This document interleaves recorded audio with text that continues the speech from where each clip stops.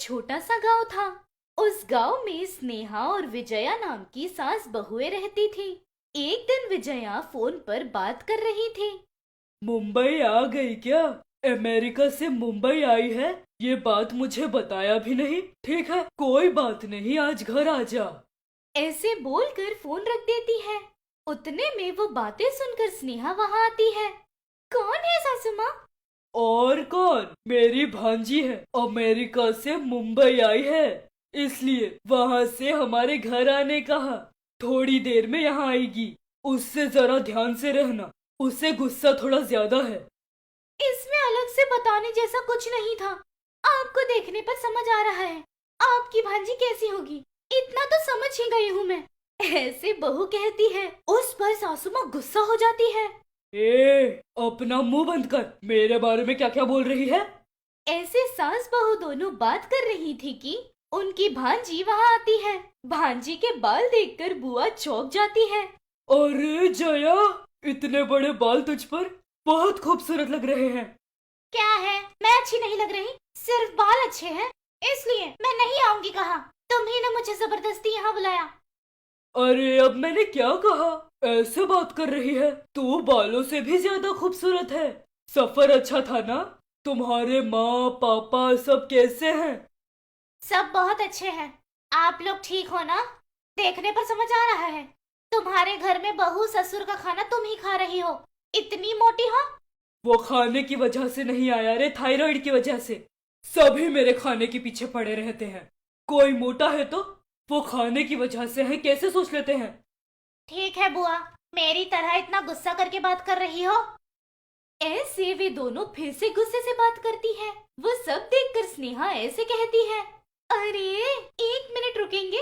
आप दोनों हर दिन के डेली सोप की तरह एक के बाद एक जहर उगल रही है। आप दोनों एक मिनट रुकिए। ऐसे उन्हें रोकती है। उसके बाद वो जया से ऐसे कहती है। हाँ जया, सच में तुम्हारे इतने बड़े बाल है ना? तुम अपने बालों पर आयुर्वेदिक तेल, शैम्पू कुछ इस्तेमाल कर रही हो तो बोलो, मैं भी यूज करूंगी।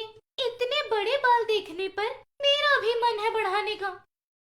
ऐसे उसे पकड़ने की कोशिश करती है स्नेहा। तुरंत जया पीछे हट जाती है।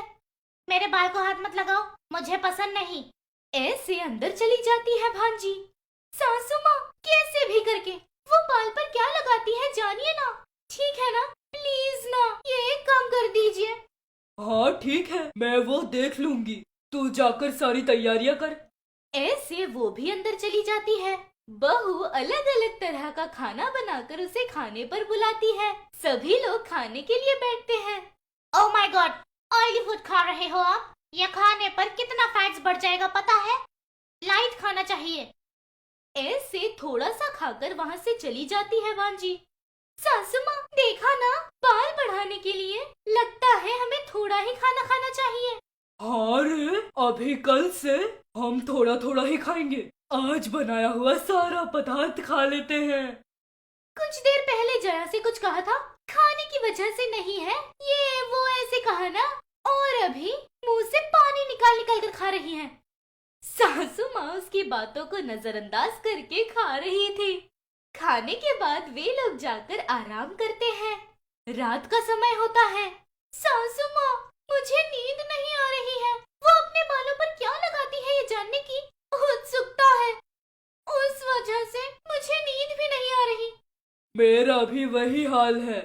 बेशक वो अपने बाल पर लगाने वाला तेल या शैम्पू कुछ ना कुछ बाहर छोड़ी होगी। हम जाकर छुप कर देखते हैं ना, चलिए ना। अरे ऐसे देखने पर न जाने क्या सोचेगी। सासू माँ, हम उसे बता कर देखेंगे क्या? खिड़की से झुक कर देखेंगे। ऐसा कहती है तो फिर चल चले। ऐसे धीरे से चलते हुए उसके कमरे की खिड़की के पास पहुँचते हैं सास बहू दोनों। अंदर जया एक आईने के सामने बैठकर अपने बालों को देख रही थी। आहा, इतने प्यारे बाल इस दुनिया में किसी के नहीं होंगे। ये सुंदर पंख आदमियों के दिल पर राज करती है। मेरे बाल देखकर मेरे पीछे पड़ने वाले बहुत आदमी हैं। उसके ऐसे कहते ही बाहर खड़ी सास बहू दोनों उसकी बात सुनकर चौंक जाते हैं। देखा ना सासू माँ, उसे अपने बालों पर कितना घमंड है। हाँ रे, सच में बहुत घमंड है। वैसे वो तेल और शैम्पू का बोतल कहाँ रखी है, दिख नहीं रहा। हम देखेंगे, इस शख्स से छुपा कर रखा होगा शायद। 1 मिनट रुकिए, अभी धीरे से बैग से निकाल कर अपने बालों पर लगाएगी ना, तब हम उसका नाम देख लेंगे। हाँ हाँ, इतने सुंदर बाल कितने अच्छे लग रहे हैं। अगर सच होता तो कितना अच्छा होता। ऐसे सोचकर अपने विग को निकालकर साइड में रखती है जया। वो देखकर सास बहू दोनों आश्चर्य होकर हक्के बक्के रह जाते हैं। क्या है सासू माँ? बैग से शैम्पू का डब्बा या तेल निकालकर साइड में रखेगी सोचा तो सर से विग निकालकर ही साइड में रख दिया। वही मैं भी देख रही हूँ रे। मतलब ये ओरिजिनल नहीं, डुप्लीकेट माल है। इस डुप्लीकेट बाल के लिए कितना ओवर एक्शन किया, कितना कुछ कहा इसने। बाल को हाथ लगाना इसे पसंद नहीं, उसका वो मतलब नहीं था। बाल पकड़ने पर कहाँ विग निकलकर नीचे गिर जाएगा, ये डर था उसे। हाँ, इसे मैं कल सुबह बताऊंगी। जी सासू माँ। ऐसे बोलकर दोनों आराम करते हैं। अगले दिन सुबह जया नींद से उठकर अपनी बुआ के पास आती है। बुआ, मेरे बाल के लिए गर्म पानी रखो, हेड बाथ करना है, नहीं तो बाल में कचरा हो जाएगा।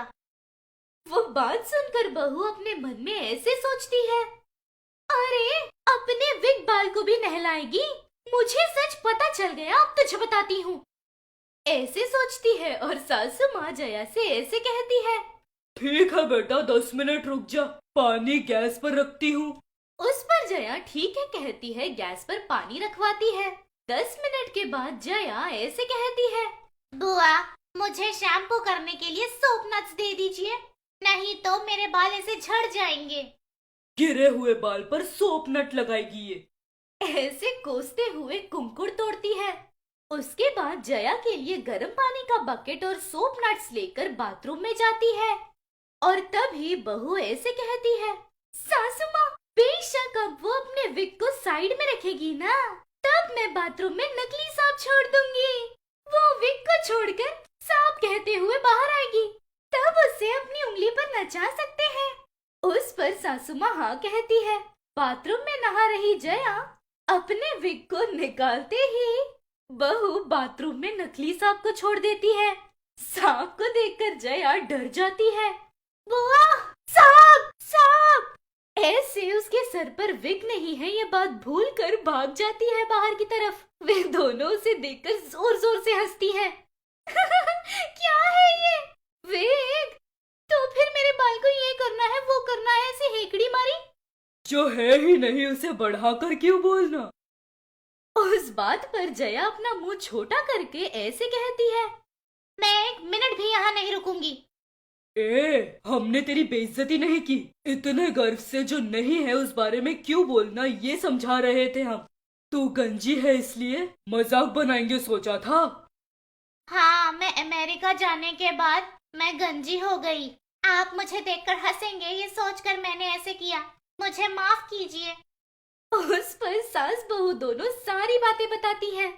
वे जोर जोर से हंसते हुए, हम भी तुझसे माफी मांगते हैं ऐसे कहते हैं। उस पर जया भी जोर जोर से हंसती है।